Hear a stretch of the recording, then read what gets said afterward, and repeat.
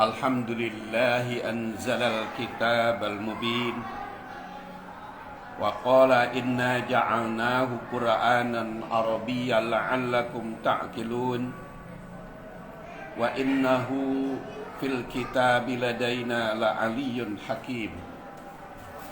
Ashhadu an la ilaha illallah wahdahu la syarika lah wa ashhadu anna Muhammadan abduhu wa rasuluh alladzi la nabiyya ba'dah. Allahumma fasalli ala Muhammadin nabiyil karim wa ala alihi wa sahbihi wa man tabi'ahu ila yaumiddin. Qala ta'ala fil Qur'anil Karim, a'udzu billahi minasy syaithanir rajim. Ya ayyuhalladzina amanu taqullaha haqqa tuqatih wa la tamutunna illa wa antum muslimun. Fa ya ayyuhan nas ittaqullaha haqqa tuqatih wa la tamutunna illa wa antum muslimun. Wa qala ta'ala qalatil a'rabu amanna qul lam tu'minu walakin qulu aslamna walamma yadkhulul iman fi qulubikum wa in tuti'ullaha wa rasulahu la yalitkum min a'malikum syai'a innallaha ghafurur rahim. Innamal mu'minuna alladzina amanu billah wa rasulih wa lam yartabu wajahadu fi sabilillah wajahadu bi amwalihim wa anfusihim fi sabilillah ulaika humus shadiqun. Sadaqallahul adzim. Sidang Jumat rahimakumullah, Ibnu Jarir At-Tabari yang dikenal dengan Syekhul Mufassirin abad ke-3 Hijriah meriwayatkan ketika orang-orang dusun Arab menyatakan diri amanah, kami beriman, yang sebenarnya keimanannya itu belum muncul dari lubuk hati yang mendalam, melainkan hanya di dalam ucapan, belum dibuktikan oleh amal perbuatan, maka dibantah oleh Allah Subhanahu wa ta'ala, lam tu'minu, kalian belum beriman, walakin qulu aslamna, tapi katakanlah oleh kalian, kami berislam, kami baru menyerahkan diri kepada Allah Subhanahu wa ta'ala. Dengan turun ayat ini, para sahabat bertanya, kalau orang yang sudah menyatakan amanah, kami beriman, kemudian dibantah dengan perkataan qulu aslamna, kami berislam, lalu apa yang dimaksud dengan iman? Dan seperti apa sifat-sifat orang mukmin itu? Maka tidak lama kemudian turun ayat berikutnya, surat Al-Hujurat ayat 15. Innamal mu'minuna alladzina amanu billah wa rasulihi summa lam yartabu wajahadu bi amwalihim wa anfusihim fi sabilillah ulaika humus shadiqun. Sesungguhnya orang-orang mukmin itu hanyalah orang yang benar-benar beriman kepada Allah dan Rasulnya. Walam yartabu, dan tidak merasa ragu atau tidak ragu, tidak enggan, tidak segan dalam keimanan itu, benar-benar diyakini di dalam hati, diucapkan secara lisan, dan dibuktikan di dalam perbuatan. Wajahadu bi amwalihim, dan rela siap untuk berjihad bi amwalihim dengan harta, wa anfusihim dengan jiwa. Fi sabilillah, di jalan Allah. Ulaika humus shadiqun. Mereka itulah orang-orang yang benar. Jadi sidang Jumat rahimakumullah, surat Al-Hujurat ayat 15 berkaitan erat dengan ayat 14. Dan kita ketahui bahwa surat Al-Hujurat itu semuanya turun di Madinah, alias ayat-ayat Madinah. Kemudian mufassir lain seperti Al-Qurtubi, yaitu yang wafat tahun 671 Hijriah, ayat ini sebagai bantahan terhadap orang dusun Arab yang mengaku iman secara lisan dan tidak dibuktikan di dalam perbuatan. Beda lagi dengan Al-Baidawi yang wafat tahun 682 Hijriah, dia lebih tertarik pada kalimat lam yartabu, tidak ragu untuk berbuat. Jadi sifat orang mukmin itu adalah yang tidak ragu di dalam keimanannya dan tidak ragu untuk membuktikan keimanannya, baik secara lisan maupun perbuatan. Maka di situ dikunci ayat itu, ulaika humur rasidun, ulaika humus shadiqun. Mereka itulah orang-orang yang benar. Jadi kalau ditinjau dari tanasubul ayat, keterkaitan ayat 15 dengan ayat 14, ayat 14 menunjukkan sifat orang yang ragu keimanannya, atau dikenal dengan sifat munafik, seperti dusun Arab pada saat itu. Datang menghadap Rasul mengaku beriman bukan karena keimanan yang benar, tetapi karena berharap untuk mendapat bagian dari Rasul ketika membagi ghanimah. Rasul pada saat itu membagikan harta ghanimah kepada orang-orang mukmin, diperintahkan kepada sebagian mukmin, tapi Rasul melarang kepada mukmin yang lain yang dari dusun Arab itu. Maka sahabat bertanya, kenapa ya Rasulullah engkau berikan kepada sebagian dan dilarang kepada bagian yang lain? Maka Rasul mengatakan, Allah berfirman, qalatil a'rab amanna qul lam tu'minu. Jadi keterkaitan yang pertama ayat 15 dengan ayat 14 atau tanasub, bahwa iman itu harus dibuktikan dengan ucapan dan perbuatan, tidak hanya ucapan belaka. Dan Islam itu bukan agama propaganda, bukan agama ngolok-ngolok supaya banyak umat.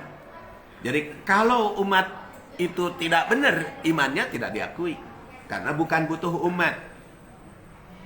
Oleh karena itu wajar kalau yang masuk Islam dari dulu sampai sekarang hanya orang-orang yang cerdas. Bukan karena makanan, bukan karena pengoloan, bukan karena rayuan, tapi karena benar-benar keimanan. Kemudian kaitan yang kedua, dusun Arab yang mengaku beriman dibantah oleh ayat 14. Karena di situ belum muncul dari hati sanubari yang benar. Maka ayat 15 ini mengungkap langkah iman yang benar. Jadi jangan sampai apa yang dilakukan oleh dusun Arab tersebut.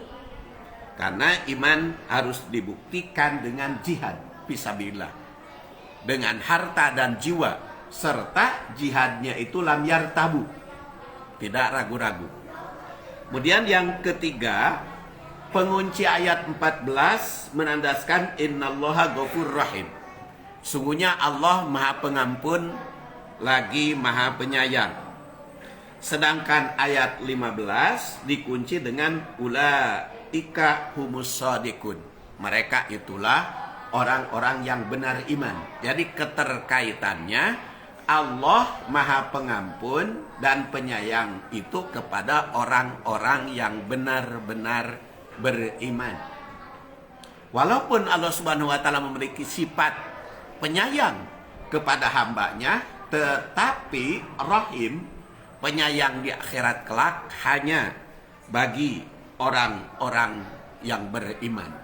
Oleh karena itu, apabila kita ingin mendapat ampunan dan kasih sayang Allah Subhanahu wa taala, jadilah orang-orang yang beriman secara benar. Maka ayat 15 ini kalau kita telusuri dan ditakwil maknanya, ada beberapa hal yang harus kita garis bawahi. Pertama, iman tidak cukup hanya di lisan, melainkan harus dibuktikan secara hati dan perbuatan. Karena di pangkal ayat ini dikatakan innamal mu'minun. Ahli tafsir mengatakan innama itu adatul hasr, jadi menjadi syarat utama. Jadi kalau tidak memenuhi syarat apa yang ditegaskan di dalam ayat 15, maka tidak termasuk. Itu takwil yang pertama. Takwil yang kedua, kalimat berikutnya alladzina amanu billah wa rasulih. Iman kepada Allah dan Rasul. Jadi iman tidak cukup hanya kepada Allah.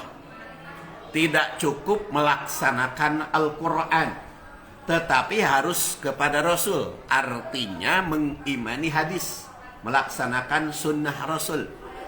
Jadi berpegang kepada Allah Subhanahu wa taala dalam Al-Quran dan mengikuti sunnah Rasul, itulah orang-orang yang beriman diakui oleh Allah Subhanahu wa taala. Sehingga apa yang dikabarkan oleh Rasul harus diterima apa adanya. Seperti di dalam ayat 14 ditandaskan wa in tuti'ullah wa rasulah, taat kepada Allah dan Rasulnya.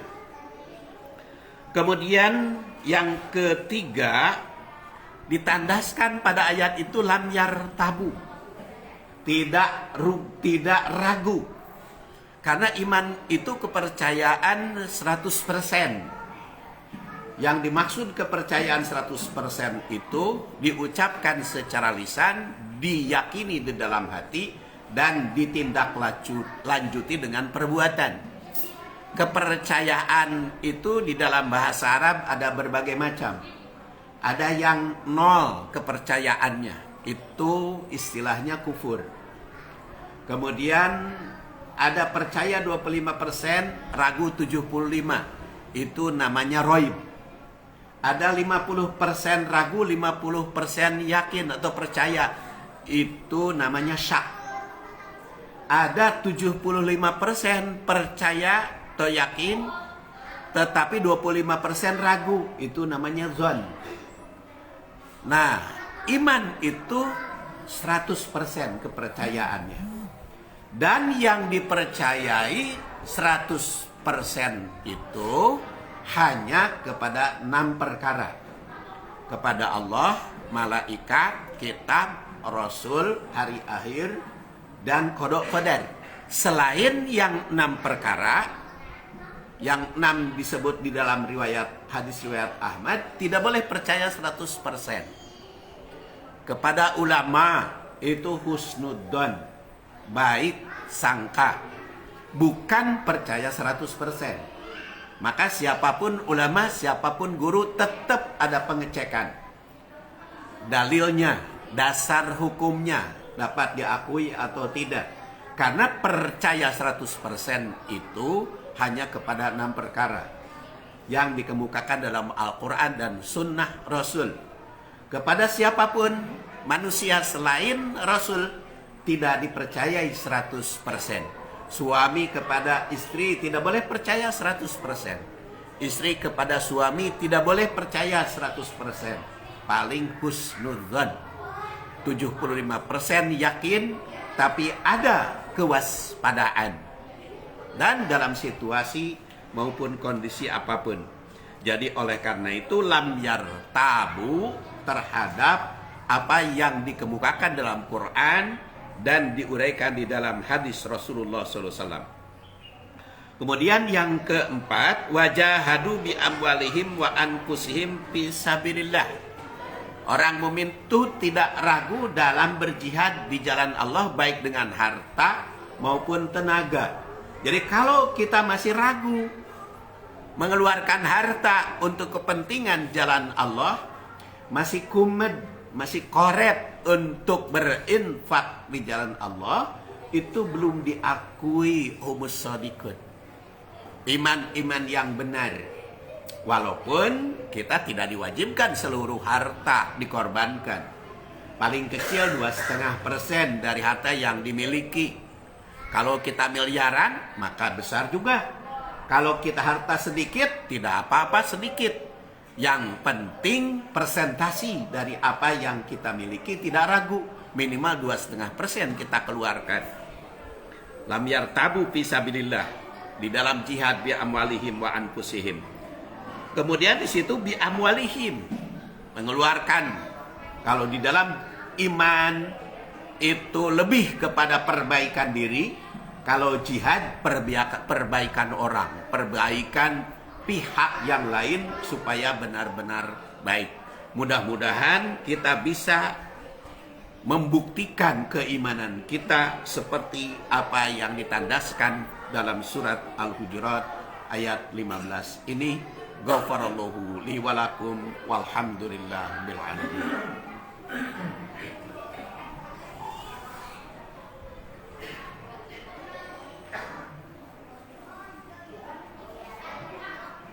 Alhamdulillahi wa kafa wassalatu wassalamu ala nabil mustafa wa ala ahli sidki wal wafa. Ashhadu an la ilaha illallah wahdahu la syarika lah wa ashhadu anna muhammadan abduhu wa rasuluh alladzi la nabiyya ba'dah. Ibadallah usikum wa iyaya bitaqwallah fa inna jannatahu iddat liman ittaqah. Qala ta'ala fil Qur'anil Karim, a'udzu billahi minasy syaithanir rajim.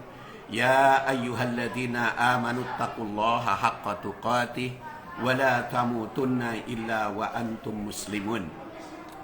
Qala ta'ala innamal mu'minuna alladzina amanu billahi wa rasulih summa lam yartabu wa jahadu bi amwalihim wa anfusihim fi sabilillah ulaika humus shadiqun. Sidang Jumat rahimakumullah, berdasar surat Al-Hujurat ayat 15, orang beriman itu pertama hanyalah yang benar-benar meyakini di dalam hati, mengucapkan secara lisan dan membuktikan di dalam perbuatan atas keimanannya itu. Kedua, iman kepada Allah harus dilengkapi dengan iman kepada Rasul. Kita yakin kebenaran Al-Quran harus dipahami berdasar hadis Rasulullah SAW.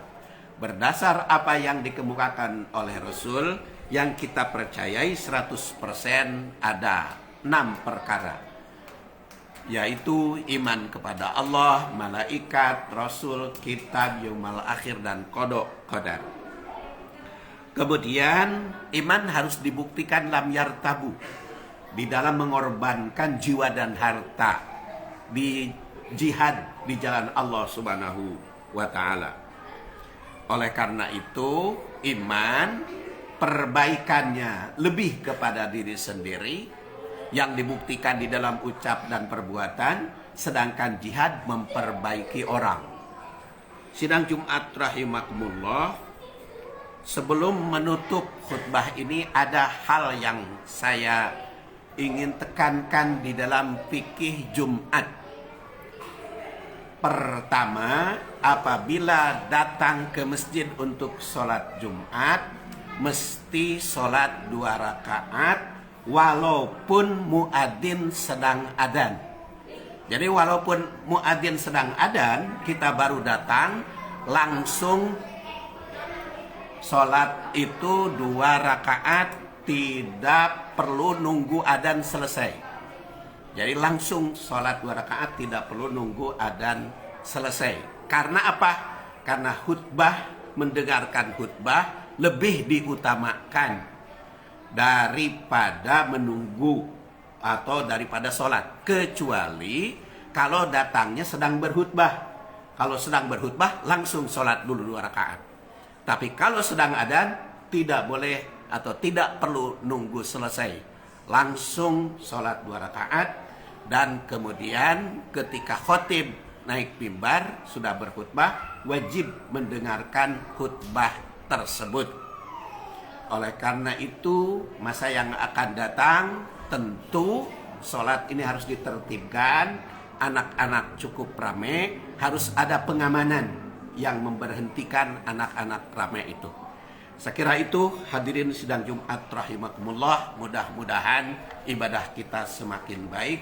Subhanaka rabbil izzati amma yasifun, wassalamun alal mursalin, rabbana hablana min azwajina wa dzurriyyatina qurrata a'yun waj'alna lil muttaqina imama, rabbana atina fid dunya hasanah wa fil akhirati hasanah wa qina adzabannar, walhamdulillahirabbil alamin. Aqimis shalah.